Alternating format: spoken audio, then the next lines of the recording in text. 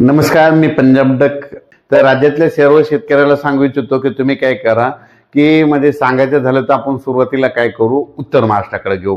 तर राज्यातल्या शेतकऱ्याला सांगू इच्छितो की उत्तर महाराष्ट्रातल्या शेतकऱ्याला सांगू इच्छितो की तुमच्याकडं 13 तारखेपर्यंत चांगलं सूर्यदर्शन होणार आहे. म्हणून उत्तर महाराष्ट्रातल्या नंदुरबार जिल्हा झालं, धुळे जिल्हा झालं, नाशिक जिल्हा झालं, जळगाव जिल्हा झालं, मुंबई, इगतपुरी ह्या जिल्ह्यातल्या शेतकऱ्यांनी अंदाज लक्षायचा. पण याच्यानंतर राज्यात परत पाऊस कधी येणार आहे, तर राज्यात सर्वात महत्वाचं की सर्व शेतकऱ्यांना सांगू इच्छितो की राज्यात हे खास करून अंदाज कशामुळे देत आहे की खास करून मराठवाडा आणि पश्चिम महाराष्ट्रातल्या शेतकऱ्याला एक अंदाज देणार आहे. कारण की मराठवाडा आणि पश्चिम महाराष्ट्रातल्या शेतकऱ्याला सांगू इच्छितो की 13 तारखे ते 13 तारखेपासून ते 18च्या दरम्यान पश्चिम महाराष्ट्र आणि मराठवाड्यात काही ठिकाणी अतिमुसळधार पाऊस पडणार आहे, कुठं मुसळधार पडणार आहे, कुठं अतिमुसळधार पडणार आहे, हे अंदाज म्हणून लक्षात येतात. मग सांगायचं झालं तर पश्चिम महाराष्ट्रात सांगायचं झालं तर म्हणजे अतिमुसळधार पाऊस सांगायचं झालं तर सोलापूर जिल्हा, सांगली जिल्हा, जत, त्याच्यानंतर सातारा, पुणे, अहिल्यानगर ह्या पट्ट्यामध्ये काय होणार आहे, जरा मुसळधार पाऊस पडणार आहे, पुणेकडे पडणार आहे. त्यामुळे काय होणार आहे, पुण्याकडे पाऊस पडल्यामुळे काय होणार आहे, कोल्हापूरला जास्त पाऊस पडणार आहे. त्याच्यामुळे काय होणार आहे, नंतर राज्यामध्ये जे धरणं आहे ते पश्चिम महाराष्ट्रातले सगळे धरणं भरले, मग त्या धरणामध्ये पाणी येणार आहे, परत पाणी सोडावं लागणार आहे.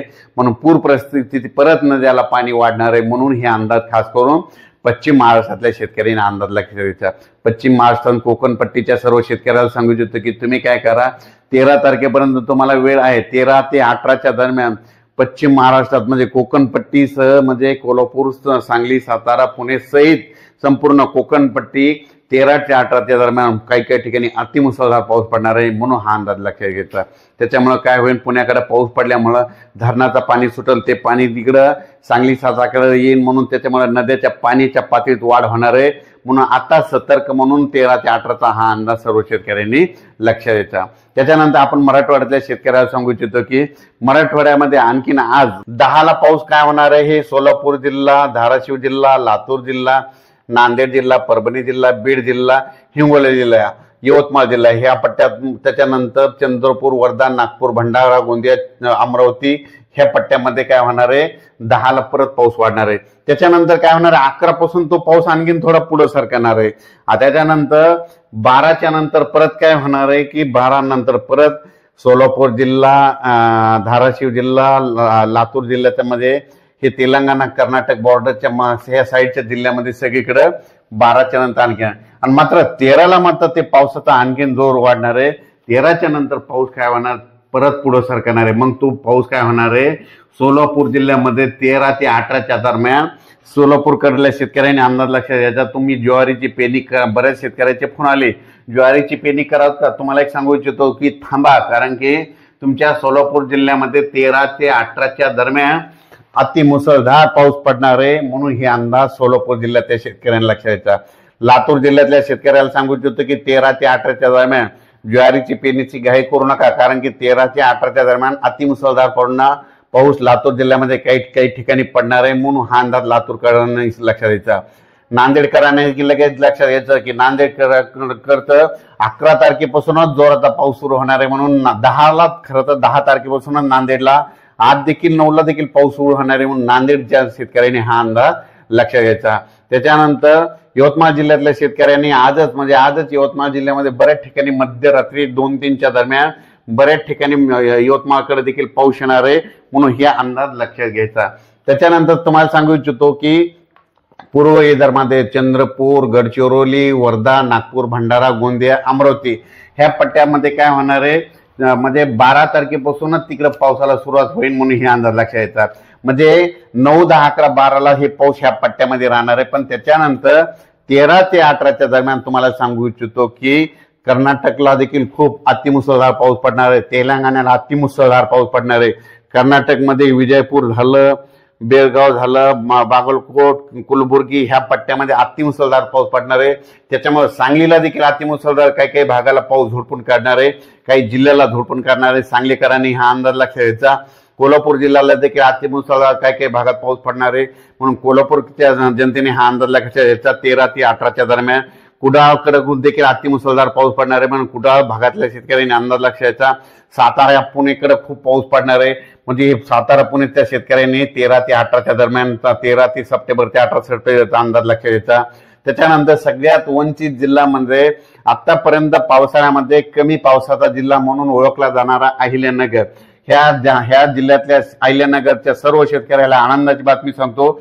आतापर्यंत अहिल्यानगरमध्ये पाऊस पडलेला नाही. तर अहिल्यानगरमध्ये 13 तारखेपासून ते 18च्या दरम्यान ज्या नदीला पाणी नाही आलं, ज्या वाड्याला पाणी नाही वाहिलं, त्या वाड्याला 13 सप्टेंबर ते 18 सप्टेंबरच्या दरम्यान त्या 5 दिवसामध्ये पाणी वाहणार आहे, म्हणून अहिल्यानगरच्या शेतकऱ्यांनी अंदाज घ्यायचा. संभाजीनगर देखील, संभाजीनगरमध्ये जर कोणते जिल्हे तालुके गाव वंचित राहिले असं तिथं देखील 13 ते 18 खूप पाऊस पडणार आहे. जालना जिल्ह्यात देखील 13 ते 18च्या दरम्यान जोराचा पाऊस पडणार आहे. त्याच्यानंतर जळगाव जिल्ह्यामध्ये देखील 14 ते 18च्या दरम्यान जळगावकडे पाऊस पडणार आहे, म्हणून हा अंदाज लक्षात घ्यायचा. त्याच्यानंतर नंदुरबार, धुळे, नाशिक 14 सप्टेंबर ते 18 सप्टेंबरच्या 19 सप्टेंबर पर्यंत ह्या उत्तर महाराष्ट्राकडे जोराचा पाऊस पडणार आहे, म्हणून हा अंदाज लक्षात घ्यायचा. त्याच्यानंतर इगतपुरी, नाशिक, कल्याण, मुंबई, पालघर, मुंबईच्या जनतेने सतर्क करायचं, कारण की मुंबईकडे देखील 14 सप्टेंबर ते 18 सप्टेंबर तर मुंबईच्या जनतेने देखील 14 ते 18च्या दरम्यान पाऊस येणार आहे. मुंबईकडे काही काही ठिकाणी अतिमुसळधार पाऊस पडणार आहे, कुठं रिमझिम पडणार आहे, म्हणून हा अंदाज लक्षात. मुंबई, जुन्नर म्हणजे पुणे जुन्नर भाग हे सगळीकडं, त्याच्यानंतर संगमनेर ह्या सगळ्या पट्ट्यामध्ये सांगायचं झालं तर पाऊस म्हणजे सगळीकडे 14 ते 18च्या दरम्यानचा पाऊस पडणार आहे, म्हणून खास करून हा सगळ्यांनी लक्षात घ्यायचा. आणि कोल्हापूर खास करून सतर्क राहायचं कोणी, की त्यामध्ये सांगायचं झालं तर लातूर जिल्हा, परभणी जिल्हा, बीड जिल्हा, अहिल्यानगर, त्याच्यानंतर सांगली जिल्हा, सातारा, पुणे, कोल्हापूर, कुडाळ आणि पुणे ह्या पट्ट्यातल्या म्हणजे मराठवाडा आणि पश्चिम महाराष्ट्राच्या काही जिल्ह्यामध्ये म्हणजे काही जिल्ह्याच्या काही भागामध्ये म्हणजे 13 सप्टेंबर ते 18 सप्टेंबरच्या दरम्यान जोराचा पाऊस पडणार आहे, म्हणून त्यांनी सतर्क राहावे. ज्यांचे नदी त्याच्यामुळे काय होईना नदीला पाणी येणार, तळ्याचं पाणी सोडावं लागणार आहे. तुम्हाला सांगतो लातूरकडे जास्त पाऊस पडल्यामुळे परत एकदा लातूरच्या मांजरा धरणाचं देखील पाणी सोडावं लागणार आहे, म्हणून लातूरच्या त्या अभियंत्याने ही देखील मध्ये 8 दिवस सतर्क राहण्याची गरज आहे. त्याच्यानंतर उजनी धरणाच्या कॅचमेंट एरियामध्ये म्हणजे उजनी धरणाचा जे कॅचमेंट एरिया कोणता आहे, पुणे तिकडला भाग खडक म्हणजे तिकडल्या पट्ट्यामध्ये पाऊस पडणार आहे, त्याच्यामुळे उजनी धरणाचं देखील पाणी सोडावं लागण्याची परिस्थिती निर्माण होईल, म्हणून हे उजनीच्या देखील त्या नदीकाठच्या शेतकऱ्यांनी हा अंदाज लक्षात घ्यायचा.